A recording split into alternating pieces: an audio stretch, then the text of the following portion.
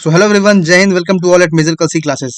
Finally UPSC NDA CDS second intake 2025 का notification out हो चुका है। सौरभ सर ने आपको कल एक डिटेल वीडियो में सारी डिटेल्स समझा दी थी। आज इस वीडियो में हम एनडीए का फॉर्म फिलिंग की पूरी प्रोसेस जानने वाले हैं। यूपीएससी ने काफी नया कुछ अपडेट दिया है, फॉर्म फिलिंग का प्रोसेस भी चेंज हुआ है, काफी डिटेल्स और चेंज हुई हैं। प्रोसेस को और थोड़ा सा आसान बनाया गया है सबके लिए। तो चलिए इस वीडियो में हम फॉर्म फिलिंग की पूरी डिटेल जानेंगे। वीडियो थोड़ी सी लंबी हो सकती है, लेकिन वीडियो को पूरा देखिएगा एंड तक, क्योंकि इसमें आपको बहुत चीज ऐसी हो सकती है कि आप अगर थोड़ी सी मिस्टेक करोगे तो आपका फॉर्म रिजेक्ट हो जाएगा। काफी ज्यादा डिटेल मांगा गया है, इसलिए सभी डिटेल्स को अच्छे से फिल करना है। अगर आप साइबर कैफे से ही फिल करवा रहे हो तो एक एक डिटेल्स अपने सामने देख के सही फिल करवाइएगा। तो चलिए वीडियो शुरू करते हैं। आपको फॉर्म अप्लाई करने के लिए सबसे पहले आना है यूपीएससी इस वेबसाइट पे। आप देख सकते हो upsc.gov.in। यहाँ पे जब आप आओगे तो आप जब व्यू ऑल सेक्शन पे क्लिक करेंगे, आप देख सकते हैं important notice new online application portal launch. इस पे आप क्लिक करेंगे। इस पे क्लिक करने के साथ ही आपके सामने कुछ ऐसा पीडीएफ ओपन होगा। यहाँ पे आप देख सकते हो ये लिंक है upsconline.nic.in।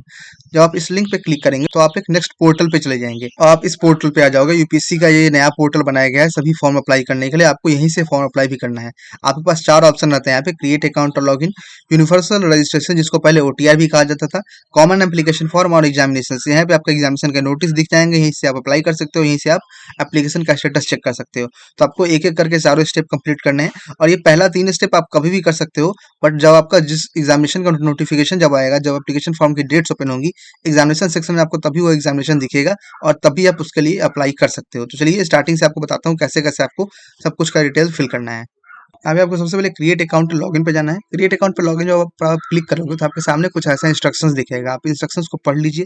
इसके बाद आप इसको टिक बॉक्स पे टिक करना है और फिर प्रोसीड फॉर अकाउंट क्रिएशन करना है। मतलब कि आप अकाउंट क्रिएशन के लिए आप तैयार हो, तो प्रोसीड फॉर अकाउंट क्रिएशन पे क्लिक करिए। यहाँ आपके सामने दे रहा है आपको अपना ईमेल आईडी वेरीफाई करना है। तो आपको अपना ईमेल आईडी यहाँ पे फिल करना है, उसको कंफर्म करना है, कैप्चा कोड फिल करना है और फिर टिक करके गेट ओटीपी करना है। गेट ओटीपी करने के बाद आपके ईमेल आईडी पे एक ओटीपी आएगी। ठीक है, इस प्रोसेस को ध्यान से देख लीजिए। इसके बाद आपको यहाँ पे फिर मोबाइल नंबर भी वेरीफाई करना है। आपको अपना एक मोबाइल नंबर यहाँ पे फिल करना है। एक्टिव स्टेट मोबाइल नंबर और ईमेल आईडी हमेशा रखिएगा, क्योंकि आगे फ्यूचर सभी कम्युनिकेशन उसी से होंगे। फिर उसको कैप्चा कोड डालिए, टिक करिए और गेट ओटीपी पे क्लिक करिए।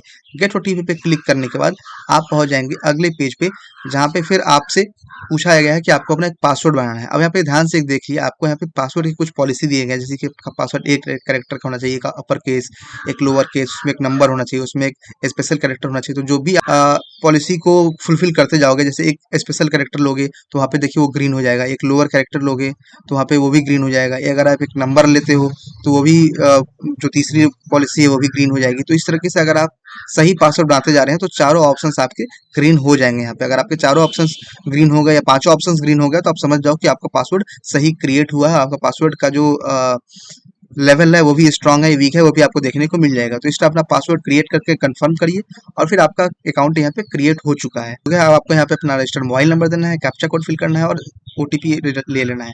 अगर आप यूआरएन से लॉगिन करते हो तो आपकी ईमेल आईडी पे यूआरएन चली जाएगी, जैसे कि ओटीआर आईडी होती थी वहीं पे आपका अब आपका यूनिवर्सल रजिस्ट्रेशन नंबर भी हो गया है। तो आपको वो यूआरएन नंबर डालिए, पासवर्ड डालिए, फिर लॉगिन करिए। इसके अलावा आप ईमेल आईडी से भी लॉगिन कर सकते हैं। ईमेल आईडी पासवर्ड डाल के आप सीधे साइन इन कर सकते हैं। तो आप जिससे ऑप्शन जो ऑप्शन आपको सही देखिए आप उस ऑप्शन से लॉगिन कर सकते हैं। मोबाइल नंबर डालिए और कैप्चा कोड डालिए, ओटीपी मंगा के आप सीधे लॉगिन कर लीजिए। ठीक है, अब आपको देखिए आप लॉगिन हो गए हो। अब आपको यहाँ पे अपना माई मैनेज अकाउंट में आप अपना पासवर्ड भी चेंज कर सकते हो, ईमेल आईडी भी चेंज कर सकते हो और मोबाइल नंबर भी चेंज कर सकते हो। ठीक है, ये तीन ऑप्शन आपको यहाँ पे दिख रहा है। इसके बाद आपको दिखेगा यूनिवर्सल रजिस्ट्रेशन का प्रोसेस, जहाँ पे आपको इंस्ट्रक्शंस दिखेगा और प्रोसीड फॉर यूनिवर्सल रजिस्ट्रेशन का प्रोसेस आपको दिखने वाला है। यूनिवर्सल रजिस्ट्रेशन में आपको यहाँ पे कुछ इंस्ट्रक्शंस दिए गए हैं। आप इंस्ट्रक्शंस को अच्छे से पढ़ लीजिए। जहाँ पे आप देख सकते हो कि आपको अपना नाम बताना है कि आपका फुल नेम क्या है, फिर उसका फर्स्ट नेम उसमें क्या है, मिडिल नेम क्या है, उसमें लास्ट नेम क्या है। इसके अलावा अगर आपके नेम में सिर्फ फर्स्ट नेम लास्ट नेम है तो वही आपको फिल करना है। इसके अलावा अगर आपके नेम में सिर्फ फर्स्ट नेम है, कोई मिडिल नेम या लास्ट नेम नहीं है, तो आप सिर्फ उस तरह भी फिल कर सकते हो। तो ये आप देख लो आपके नेम में कैसा है। फिर आपका डेट ऑफ बर्थ यहाँ पे क्या है, फादर्स नेम है। अगर आपका कोई नेम चेंज हुआ है तो उसके लिए कोई एक गजेटेड डॉक्यूमेंट आपको अपलोड करना है। आधार नंबर से लिंक मोबाइल नंबर होना चाहिए ओटीपी वेरीफाई के लिए। ये सब कुछ एक्टिव स्टेट में होना चाहिए। ठीक है, इसके अलावा कोई other valid government issue ID card है वो भी आपको जरूरी है। तो ये सब कुछ अगर आपके पास है तो फिर प्रोसीड फॉर यूनिवर्सल रजिस्ट्रेशन आप क्लिक करिए। यहाँ पे क्लिक करने के पहुंच जाएंगे अब आप आइडेंटिटी प्रोफाइल पे। आपको यहाँ पे प्रोफाइल क्रिएट करना है। फिर आपको अपना यहाँ पे फर्स्ट नेम डालना है, जैसे कि मैंने आपको बताया है कि आपका फर्स्ट नेम क्या रहेगा। अगर आपका मिडिल नेम है कोई तो उस मिडिल नेम को भी फिल करिए। अगर मिडिल नेम नहीं है तो सीधे लास्ट नेम पे जाके आप फिल करिए।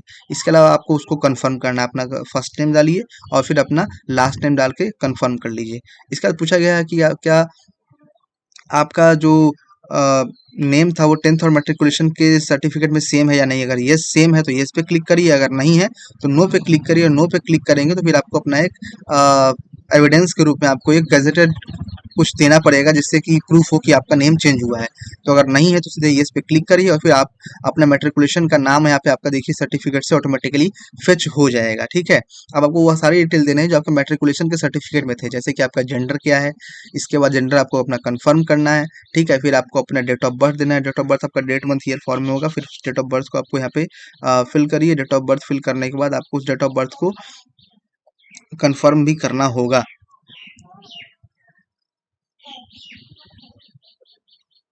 फिर आपको अपना फादर का फुल नेम देना है। फादर का फुल नेम में डॉक्टर, कर्नल, ईटीसी वगैरह कोई अलाउड नहीं है, कोई भी इनिशियल अलाउड नहीं। तो सिंपल आप नाम लिखिए जो भी नाम हो। फिर आपको अपना मदर नेम भी देना है। तो ये सारी फादर नेम, मदर नेम सब कुछ डिटेल सही सही फिल कर लीजिएगा। उसके बाद अगर आप कोई लोकल गार्जियन है फादर मदर के अलावा, तो आप उस गार्जियन का भी नेम भी फिल कर सकते हैं। गार्जियन का नेम फिल करने के बाद आपको कंफर्म करना है। फिर नेक्स्ट एंड रिव्यू पे क्लिक करना है। नेक्स्ट एंड रिव्यू पे क्लिक करने के बाद आप पहुंच जाएंगे अगले पेज में, जहाँ पे पूछा गया है कि आप मेट्रिकुलेशन सर्टिफिकेट, कि आपने मेट्रिकुलेशन कहाँ से किया है, इंडिया से किया है या आउटसाइड इंडिया से किया है। अगर इंडिया से किया है तो आपको फिर डिटेल्स देने होंगे कि आपने मेट्रिकुलेशन किस स्टेट से किया है। ठीक है, वो स्टेट आपको यहाँ पे सेलेक्ट करना होगा। आपके पास स्टेट्स के ऑप्शन आ जाएंगे, उन स्टेट्स को सेलेक्ट करिए। उसके बाद स्टेट को कंफर्म करिए कि आप किस स्टेट से पास हुए हो। फिर आपका मेट्रिकुलेशन का नेम क्या है आपको वो भी देना है। इसके अलावा आपको ये भी कंफर्म करना पड़ेगा। सेम सारी डिटेल आपको सही सही फिल करके आपको कंफर्म करते जाना है। ठीक है, आपने कौन साल में पास किया है आपको वो ईयर फिल करना है, फिर उसे भी कंफर्म करना है। एक एक करके आपको सारी डिटेल यहाँ पे फिल करना है और फिर उसे कंफर्म करते जाना है। फिर आपका मेट्रिकुलेशन का पासिंग सर्टिफिकेट नंबर क्या था वो भी आपको यहाँ पे डाल के फिल करिए। इसके अलावा आपको यहाँ पे अपना रोल नंबर देना है, रोल नंबर आपको फिल करना है। उसके अलावा आपका इस सर्टिफिकेट कौन सी डेट पे इशू हुआ था वो भी आपको फिल करना है। ऐसे आपके सर्टिफिकेट में डिटेल आपको मिल जाएंगे। रोल नंबर फिल करिए, फिर सर्टिफिकेट इशू डेट फिल करिए और फिर आपका सिस्टम क्या था, ग्रेडिंग का, आपको परसेंटेज मिला है, सीजीपीए मिला है, ग्रेड पे मिला है, जो भी आपको सिस्टम में आपको सर्टिफिकेट में है उस तरह से आप ना यहाँ पे सेलेक्ट कर सकते हैं और फिर उसी तरह से आपको यहाँ पे डेटा फिल करना हो। अगर आपके पास सिर्फ पास है तो आप मार्क्स नहीं है तो आप वो भी डालिए, अगर ग्रेड में है तो वो डालिए, सीजीपीए है वो डालिए, परसेंटेज है वो डालिए। ये सारी डिटेल आपको यहाँ पे फिल करनी है। आपको यहाँ पे मैट्रिकुलेशन सर्टिफिकेट पीडीएफ का अपलोड करना है और पीडीएफ का फाइल नेम जो होगा वो बोर्ड अंडरस्कोर सर्टिफिकेट ही होना चाहिए। अगर कोई और फाइल नेम है तो यहाँ पे ऑप्शन लेगा ही नहीं और वो फाइल आपका सेव ही नहीं होने वाला है। तो आपको अपना, अगर आप उससे नहीं करना चाहते हो तो सीधे डिजी लॉकर से अपना 10th का मैट्रिकुलेशन सर्टिफिकेट आप डायरेक्ट फेच कर सकते हो। आपके पास दो ऑप्शन, या तो अपलोड करो या फिर आप डिजी लॉकर से फेच करा लो। तो आपके पास बोर्ड सर्टिफिकेट को उसको रिनेम कर लीजिए सर्टिफिकेट को और फिर उसके बाद आपको यहाँ पे अपलोड करना है और फिर प्रीव्यू करके सीधे अपलोड पे क्लिक कर देना और ओके कर देना है। फिर टिक करके नेक्स्ट रिव्यू पे जाना है। नेक्स्ट रिव्यू के बाद आपको यहाँ पे अपना आधार कार्ड अपलोड करना है। पूछा गया है कि आपके आधार कार्ड आपका इशू है या नहीं। अगर आप है और उसे वेरीफाई करने के लिए देना चाहते हो तो येस करके आधार नंबर दो और फिर कैप्चा कोड फिल करके आधार पे ओटीपी मंगाइए। अगर ये ऑप्शन से आप नहीं जाते हैं तो आपके पास दूसरा ऑप्शन भी है। आपसे पूछा गया कि आप आधार कार्ड के साथ है और आप वर्चुअल आईडी से कंसेंट देना चाहते हो तो आपको वर्चुअल आईडी नंबर देना पड़ेगा, कैप्चा कोड फिल करना पड़ेगा और फिर ओटीपी भी आपको मंगानी पड़ेगी। अगर आपके पास आधार नहीं है तो आप आधार पे नहीं कर सकते हो, आई एम नो आधार, लेकिन आपको यहाँ पे 1 घंटे पहले एग्जामिनेशन सेंटर पहुंचना पड़ेगा फर्दर वेरिफिकेशन के लिए। फिर आप उससे ओके करो और फिर नेक्स्ट करके आगे बढ़ो। लेकिन आपको यहाँ पे अगर आप आधार के साथ नहीं जाते हो तो आपको एक अदर वैलिड आईडी प्रूफ देना पड़ेगा। पैन कार्ड हो, क्लास 10-12 का स्कूल आईडी हो जो इशू स्कूल से, वो सारी कुछ ना कुछ आपको यहाँ पे जरूर देना पड़ेगा अगर आप पैन आधार लेके नहीं जाते हो तो। फिर उस आधार का उस आईडी का नाम होना चाहिए, आईडी कार्ड जो 200 के बीच तक होना चाहिए, 20 के बीच से तो आप अच्छा रहेगा कि आधार से ही आप एक्सेस करो।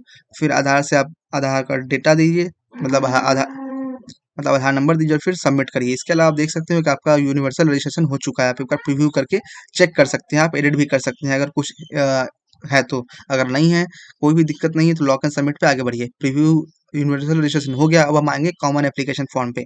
कॉमन एप्लीकेशन फॉर्म में देख लो आपके पास कौन कौन से डॉक्यूमेंट्स होना जरूरी है जो यहाँ मांगा गया है।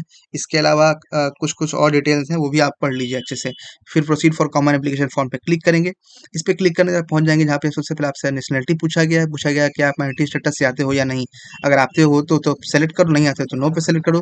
फिर पूछा गया है कि आपका मदर टंग क्या है, इसमें से कौन सी भाषा बोलते हैं। डोमिसाइल आपका किस स्टेट का है वही पूछा गया है। मैरिटल स्टेटस क्या है, मैरिटल स्टेटस तो आपका अनमैरिड ही होना चाहिए। फिर पूछा गया कि आपने इंडिया से पढ़ाई किया है, अब्रोड से पढ़ाई किया है, फिर आपने कौन से स्टेट से पढ़ाई किया है वो फिल करना है। इसके अलावा आपका डिस्ट्रिक्ट क्या होना चाहिए वो फिल करना है। इसके अलावा आप कौन से विलेज, टाउन या सिटी में रहते हैं वो फिल करिए। उसका पोस्ट ऑफिस का नेम क्या है वो फिल करिए। फिर आपको अपना पिन कोड फिल करना है। आपको फिर अपना एक अल्टरनेट कॉन्टैक्ट इन्फॉर्मेशन यानी कि व्हाट्सएप नंबर, एक अल्टरनेट ईमेल आईडी और एक अल्टरनेट मोबाइल नंबर फिल करना है और नेक्स्ट रिव्यू पे क्लिक करना है। नेक्स्ट रिव्यू पे क्लिक करने के बाद पहुंच जाओगे आप जहाँ पे आपके पेरेंट्स का स्टेटस पूछा गया। आपके पेरेंट्स मतलब फादर आपके अलाइव या डिसीज्ड है, अपना ऑक्यूपेशन क्या है मतलब वो क्या करते हैं, ठीक है। उसके बाद उनकी एनुअल इनकम क्या है रुपीज़ में, आपको सिंपल रुपीज़ में बतानी है। फिर उनका नेशनलिटी क्या है। इसी तरह आपको अपना वो किस स्टेट से बिलोंग करते हैं ओरिजिनली, मतलब कहीं से वो शिफ्ट नहीं हुए, उनका नेटिव स्टेट कौन सा है वो स्टेट आपको यहाँ पे सेलेक्ट करना है और फिर वो डिस्ट्रिक्ट सेलेक्ट करना है। इसी तरह आपको अपना मदर का नेम देना है, उनका वो स्टेटस देना है, उनकी ऑक्यूपेशन देनी है। अगर कोई ऑक्यूपेशन आपकी मदर इस ऑक्यूपेशन में नहीं है तो आप सिंपल अदर पे क्लिक करोगे। अदर पे क्लिक करने के बाद ऑक्यूपेशन का नाम लिखोगे, ठीक है। जो भी आपकी मदर का ऑक्यूपेशन ऑक्यूपेशन उसका एनुअल इनकम है वो लिखिए और अगर नहीं है तो जीरो लिख दीजिए। उसके बाद आपको अपना नेशनलिटी सेलेक्ट करना है और किस स्टेट से आपकी मदर ओरिजिनली आती हैं वो भी आपको सेलेक्ट करना है। ये सारी डिटेल सेलेक्ट करने का डिस्ट्रिक्ट सेलेक्ट करिए और नेक्स्ट रिव्यू पे क्लिक करिए। नेक्स्ट रिव्यू पे क्लिक करने के बाद आपको अपना कम्युनिटी सेलेक्ट करना है कि आप किस कम्युनिटी से आते हो। एससी से आते हो तो आपको यहाँ पे अपना एससी सर्टिफिकेट लगाना होगा। एसटी से आते हो तो आपको अपने यहाँ पे एसटी सर्टिफिकेट लगाना होगा। ओबीसी से आते हो तो आपको पूछा गया क्या क्रीमी लेयर से बिलोंग करते हैं, येस या नो, तो भी आपको यहाँ पे देना होगा कि आप कौन सा सर्टिफिकेट नंबर है आपका, कौन सा किसने इशू किया था, इशू करने वाले का डेजिग्नेशन अथॉरिटी क्या था, ठीक है। कौन से स्टेट से इशू हुआ है वो भी आपको यहाँ पे फिल करना पड़ेगा। फिर इशू करने वाले का एड्रेस क्या था ये भी आपको फिल करना पड़ेगा। तो इस तरह से आपको जो भी कम्युनिटी से आते हो आपको वो सभी डिटेल यहाँ पे आपको फिल करनी पड़ेगी और आपको अपना एक कास्ट सर्टिफिकेट भी अपलोड करना पड़ेगा जो 50 केबी से 300 केबी के बीच होना चाहिए और वो पीडीएफ फॉर्मेट में आपको अपलोड करना है, ठीक है। नेक्स्ट अब आपसे पूछा गया है कि आपके फादर के पास पैन कार्ड है या नहीं। येस या नो आपका दो ऑप्शन है। फिर आपके पास फादर के पास आधार नंबर है या नहीं। अगर आप येस करते हो तो आपको उस सबका डिटेल भी देना हो यानी कि Aadhaar number, PAN number, father mother के पास सबको टिक करके नेक्स्ट एंड रिव्यू पे क्लिक करिए। नेक्स्ट एंड रिव्यू पे क्लिक करने के बाद पूछा गया कि आप फिजिकली डिसेबल्ड कैंडिडेट हो। अगर येस तो आप कितने परसेंट डिसेबल्ड हो वो आपको सारी डिटेल आपको यहाँ पे फिल करनी पड़ेगी कि परसेंटेज डिसेबिलिटी क्या है, सर्टिफिकेट नंबर क्या है, किसने इशू किया है, उसका डेजिग्नेशन क्या था, किस स्टेट से आप आते हो, इशू करने वाले का एड्रेस क्या है। फिर आपको यहाँ पे एक सर्टिफिकेट भी अपलोड करना पड़ेगा जो 50 केबी से 300 केबी के बीच में होनी चाहिए। फिर पूछा गया कि आप फिजिकली लिमिटेशन के लिए एग्री करते हो या नहीं। येस या नो आपके पास दो ऑप्शन यहाँ पे मिलते हैं। एंड फिर पूछा गया कि आपके पास यूडी आईडी यहाँ पे है या नहीं है। ये भी आपके पास दो ऑप्शन है यहाँ पे, येस या नो आपको सेलेक्ट करना पड़ेगा। एंड फाइनली आपको यहाँ पे डिक्लेरेशन करके नेक्स्ट एंड रिव्यू पे क्लिक करना है। नेक्स्ट एंड रिव्यू पे क्लिक करने के बाद आप कॉरेस्पॉन्डेंस एड्रेस पे जाओगे जहाँ से पूछा गया कि हाउस नंबर, फिर पूछा गया कौन से स्टेट से आते हो, उस स्टेट में आपका डिस्ट्रिक्ट कौन सा है, इसके अलावा आप कौन से टाउन से आते हो, इसके अलावा पिन कोड क्या है, पोस्ट ऑफिस क्या है, वो सब आपको यहाँ पे फिल करना है। फिर आपको यहाँ पे स्टेट सेलेक्ट करना है, आपको यहाँ पे अपना डिस्ट्रिक्ट सेलेक्ट करना है, विलेज टाउन या सिटी सेलेक्ट करना है, पिन कोड सेलेक्ट करिए, पोस्ट ऑफिस सेलेक्ट करिए। पूछा गया है कॉरेस्पॉन्डेंस एड्रेस और परमानेंट एड्रेस सेम है या नहीं। अगर नो है तो फिर आपको यहाँ पे परमानेंट एड्रेस भी देना होगा। अगर येस हो तो आगे बढ़िए। फादर एड्रेस पूछा गया है कि आपके कॉरेस्पॉन्डेंस एड्रेस से सेम है या नहीं। अगर येस है तो येस पे क्लिक करिए, नो है अगर तो आपको यहाँ पे उनका एड्रेस भी देना होगा और सेम यही केस मदर में भी लागू होता है। अगर येस है तो येस करके आगे बढ़िए। फिर आपको यहाँ पे एजुकेशन प्रोफाइल आपको क्रिएट करनी है, ठीक है। पूछा गया है कि आप क्लास 12 से अपना एजुकेशन डिटेल दीजिए या फिर डिप्लोमा या फिर कोई और इक्विवेलेंट एग्जामिनेशन है क्वालिफिकेशन हाईएस्ट तक। तो आपने अगर 12th किया है तो 10+2 पे क्लिक करिए। अगर डिप्लोमा किया है, ग्रेजुएट किया है, पोस्ट जो भी आपका है 10+2 से आप आगे बढ़ते जाएंगे। मतलब मिनिमम जो लेवल है वो 10+2 होना चाहिए। फिर आपको अपना 10+2 का अपीयरिंग है, अपीयर्ड है वो देना है। फिर आपको कौन से डेट को आप ज्वाइन कर रहे हो उसके बाद इसके अलावा आप अगर कंप्लीटेड हो चुके हो तो कौन से स्टेट से आपने एग्जाम दिया था वो भी सेलेक्ट करना है। कौन से बोर्ड से आपने एग्जामिनेशन दिया था, स्कूल कॉलेज का नाम क्या था वो आपको फिल करना है। इसके अलावा आपको यहाँ पे सब्जेक्ट क्या है वो सब्जेक्ट देना है। अगर आप सिंपल स्ट्रीम देना चाहते हो कि आप साइंस स्ट्रीम से हो या आर्ट स्ट्रीम से हो तो आप सिंपल अपना स्ट्रीम भी दे सकते हो। अगर कोई बच्चा साइंस स्ट्रीम से हो तो सिंपल साइंस लिख दे, आर्ट से है तो आर्ट्स लिख दे। अगर अगर उसको सब्जेक्ट लिखना है तो आप मैथ्स, फिजिक्स जो भी आपके सब्जेक्ट हो, केमिस्ट्री, बायो जो भी हो, तो आप सारे सब्जेक्ट भी यहाँ पे अच्छे से फिल कर सकते हो। फिर आपसे पूछा गया आपका रोल नंबर क्या था, आपका क्वालिफिकेशन डेट क्या है और फिर आपका परसेंटेज मतलब परसेंटेज है, सीजीपीए है, ग्रेड है, क्या सिस्टम है, आपको मार्क्स मिले हैं और कौन से मीडियम से आपने पढ़ाई की है। ये सारी डिटेल फिल करने के बाद आपको ऐड करना है और ऐड करने के बाद आपकी डिटेल यहाँ पे ऐड हो जाएगी। आप प्रीव्यू भी कर सकते हो। अगर इसके अलावा कोई और डिटेल भी है आपके पास, जैसे 12th के बाद आपने ग्रेजुएशन कर रखा है या डिप्लोमा कर रखा है, तो आप वो भी यहाँ पे दे सकते हो। अगर किसी बच्चे ने डिप्लोमा किया है तो डिप्लोमा का भी डिटेल आपको यहाँ पे देख सकते हैं। ग्रेजुएट है तो ग्रेजुएट की भी डिटेल आपको यहाँ पे उसी तरह देनी होगी। कंप्लीटेड है, अपियरिंग है, कौन से स्ट्रीम से ग्रेजुएशन किया है, ये सारी डिटेल आपको यहाँ पे फिल करनी होगी। उसका डेट कब कंप्लीट हो गया, ठीक है, ये सारी डिटेल आपको यहाँ पे फिल करनी होगी। कौन से स्ट्रीम से आपने ग्रेजुएशन किया है, अगर किस स्टेट से आपने किया है, उस यूनिवर्सिटी का नाम क्या था, उस स्कूल कॉलेज का नाम क्या था, ठीक है, वो यूनिवर्सिटी किस स्टेट में थी, वो सब आपको यहाँ पे फिल करना होगा एक एक करके। सारी डिटेल आप यहाँ पे सही सही फिल कर लीजिए। एंड फिल करने के बाद पूछा गया कि आपको ग्रेजुएट डिग्री कौन सी मिली है, उसमें कौन कौन से ब्रांचेस थे, तो ये सारी डिटेल आप सही सही अपना फिल कर लीजिए। फिल करने के बाद आप अगर कुछ आपके डिटेल देखिए अगर नहीं रहेंगे सही सही फिल, तो आपको यहाँ पे रेड मार्क दिख जाएगा, आपको उसको सही से फिल करना पड़ेगा। इसके अलावा अगर सब सही है तो ये ऐड करके क्लिक करिए। फिर पूछा कि आप एम्प्लॉयड है या नहीं, अगर एम्प्लॉयड नहीं है तो आप नो करिए, अगर येस है तो येस करके आपको एम्प्लॉयमेंट की डिटेल देनी होगी। फिर पूछा गया है कि आप कभी एम्प्लॉयड रहे हो, अगर नहीं है तो नो पे क्लिक करके आगे बढ़िए। फिर पूछा गया कि आपके पास कोई अचीवमेंट है या नहीं, कोई प्राइज मेडल आपने जीता हो, एनसीसी वगैरह किया हो, अगर किया है तो उसकी डिटेल दीजिए, नहीं है तो नेक्स्ट करके आगे बढ़िए।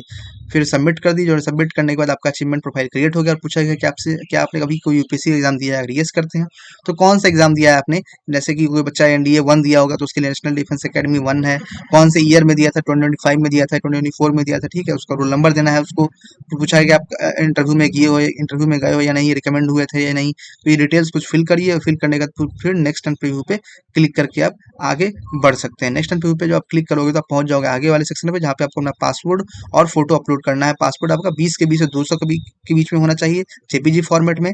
और देख लीजिए गाइडलाइन इसी तरह आपका पासपोर्ट साइज फोटो होना चाहिए।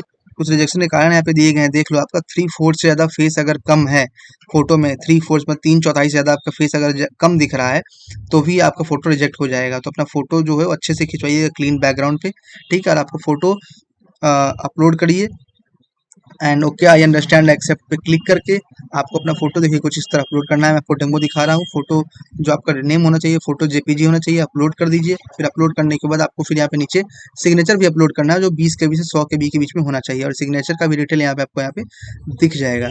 सिग्नेचर आपको ब्लैक पेन से ही करना है, 20 के 20 से 100 के बीच में होना चाहिए। आपको यहाँ पे सिग्नेचर का जो फाइल नेम होगा वो भी सिग्नेचर के नाम से ही होगा। तो सब कुछ डिटेल देख लीजिए, फिल कर लीजिए। प्रीव्यू पे आप एक बार चेक कर सकते हैं और सेव एंड सबमिट पे क्लिक कर दीजिए। सेव एंड सबमिट के बाद आपका अकाउंट क्रिएट हो गया, आप यहाँ से चेंज कर सकते हैं।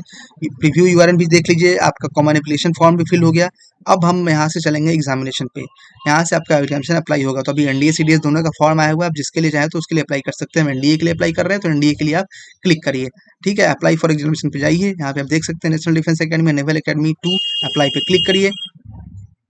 अप्लाई पे क्लिक करने के बाद आप देख सकते हो यहाँ पे आपका सारे डिटेल ऑलरेडी फिल होके आ चुका है। आपकी कैंडिडेट आइडेंटिटी, ठीक है, कैंडिडेट को सारे सब कुछ व्यू करना और फिर लॉक कर देना है। अगर आप सब कुछ देख लो यहाँ पे एक एक करके, तो फिर आप उसको देख के व्यू पे आप क्लिक करोगे तो ऑटोमेटिकली व्यू पे आप लॉक हो जाएगा, ठीक है। तो आप सारे डिटेल्स को एक एक करके व्यू करिए, व्यू करने के बाद उसको लॉक करिए।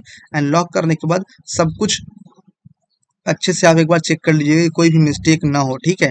सब कुछ आप एक बार जब व्यू कर लेंगे, लॉक कर लेंगे, तो टिक करके आप lock your common application form या view your common application form, दोनों में से किसी एक पे क्लिक करिए। लॉक कॉमन पे क्लिक करके आप आगे बढ़िए। और फिर आपसे पूछा गया है कि आपको अपना एग्जामिनेशन कौन सा एग्जामिनेशन आपका लेवल क्या है, मतलब आप 10+2 पास कर रखे हैं फिजिक्स केमिस्ट्री मैथ से, या फिर कोई और आपके पास सब्जेक्ट रहा 10+2 पास करने का। फिर आपको सर्टिफिकेट नंबर देना है या रोल नंबर देना है, वो इशू कब हुआ था, कौन सा इशू किया गया था और इशू का अथॉरिटी क्या था, ठीक है, वो भी देना है आपको। फिर आपको अपना यहाँ पे आप डिग्री सर्टिफिकेट भी अपलोड करना है।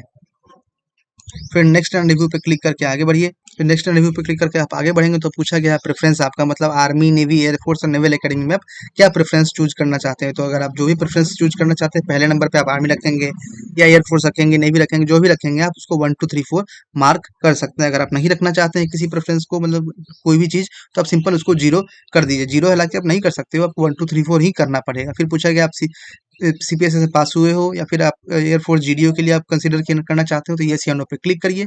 फिर अब आपको यहाँ पे पेमेंट करना पड़ेगा। याद रखिए जनरल कैटेगरी कैंडिडेट्स को यहाँ पे फी पेमेंट करना है। इसके अलावा SC ST या फीमेल्स को अप्लाई करने टाइम पेमेंट नहीं करना है। आपके पास ऑप्शन है, आप UPSC करना चाहते हो तो UPSC क्लिक करिए, आपको यहाँ पे QR कोड जनरेट होगा एंड तब आप यहाँ पे पेमेंट करके अपना ट्रांजेक्शन कंप्लीट कर लो। So this is all about आपका एप्लीकेशन फॉर्म।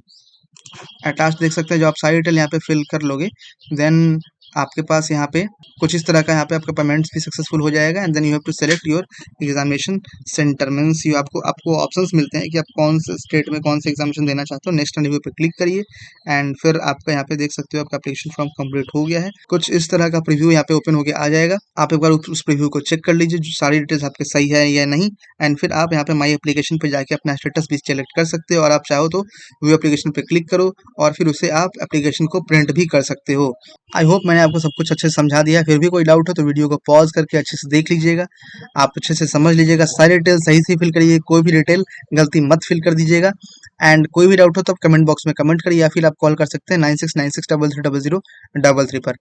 मिलते हैं अगले वीडियो में। जय हिंद।